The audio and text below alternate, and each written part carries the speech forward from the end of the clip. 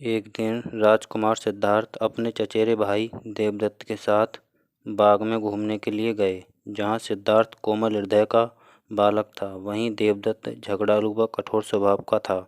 सिद्धार्थ की सभी प्रशंसा करते थे, देवदत्त की प्रशंसा कोई नहीं करता था, इसलिए देवदत्त मन ही मन सिद्धार्थ से जलता था। जहाँ वे दोनों घूम रहे थे, उनसे थोड़ी ही दूरी पर एक हंस उड़ रहा था। उस हंस को देखकर सिद्धार्थ बहुत प्रसन्न हो रहा था।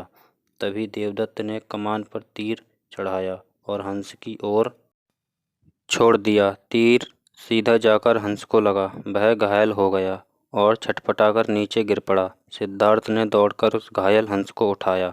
उसने हंस के घायल शरीर से बह रहे लहू को साफ किया और उसे पानी पिलाया। तभी देवदत्त वहां आ पहुंचा।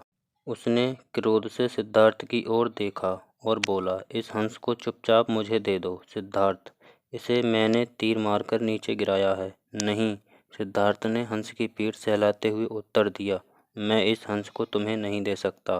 तुम निर्दयी हो, तुमने इस निर्दोष हंस पर तीर चलाया है। यदि मैं इसे ना बचाता तो इस बेचारी की जान चली जाती। देखो सिद्धार्थ, देवदत्त उसे घूरकर बोला, ये हंस मेरा है, इसे मैंने तीर मारकर नीचे गिराया है। इसे चुपचाप मुझे दे दो। यदि नहीं दोगे तो मैं राज दरबार में जाकर तुम्हारी शिकायत करूँगा। सिद्धार्थ ने उसे हंस देने से साफ साफ मना कर दिया। देवदत्त राजा शुद्धोधन के दरबार में जा पहुँचा और सिद्धार्थ की शिकायत की। शुद्धोधन ने उसकी शिकायत को ध्यानपूर्वक सुना, फिर सिद्धार्थ को बुलावा भेजा। कुछ ही देर में सिद्धार्थ हंस को लेकर राज दरबार में उपस्थित हो गया। राज दरबार के ऊंचे सिंहासन पर राजा शुद्धोधन बैठे थे। आसपास के नीचे आसनों पर राज्य मंत्री तथा अन्य पदाधिकारी बैठे थे।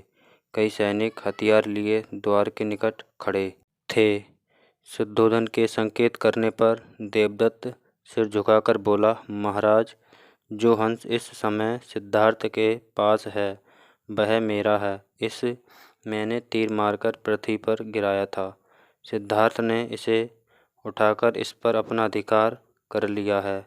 ये हंस मेरा है, कृपया इसे मुझे दिलाया जाए। राजा शुद्धोधन ने सिद्धार्थ की ओर देखा और बोलने की ओर संकेत किया। सिद्धार्थ ने सिर झुकाकर शांत स्वर में कहा, महाराज, ये हंस निर्दोष है। यह बिना किसी को कोई कष्ट दिए उड़ा जा रहा था। देवदत्त ने इसे तीर मारकर घायल कर दिया। मैंने इसका उपचार किया है, इसके प्राण बचाए हैं। मैं समझता हूँ कि प्राण लेने वाले से अधिक प्राण बचाने वाले का अधिकार होता है। मैं आपसे प्रार्थना करता हूँ कि ये हंस मेरे पास ही रहने दिया जाए। मैं इसे बिल्कुल स्वस्थ करके आकाश में उड़ा देना चाहता हूँ। शुद्धोधन ने अपने सभासदों से विचार विमर्श किया। वे सभी एक ही स्वर में बोले, महाराज, राजकुमार सिद्धार्थ का कहना बिल्कुल ठीक है। जीवन लेने वाले से बचाने वाले का अधिक अधिकार होता है, अतः हंस राजकुमार सिद्धार्थ के पास ही रहने देना चाहिए। राजा शुद्धोधन ने सभासदों की बात मान ली। उन्होंने सिद्धार्थ से कहा, इस हंस पर तुम्हारा अधिकार है, तुम इसे ले जा सकते हो।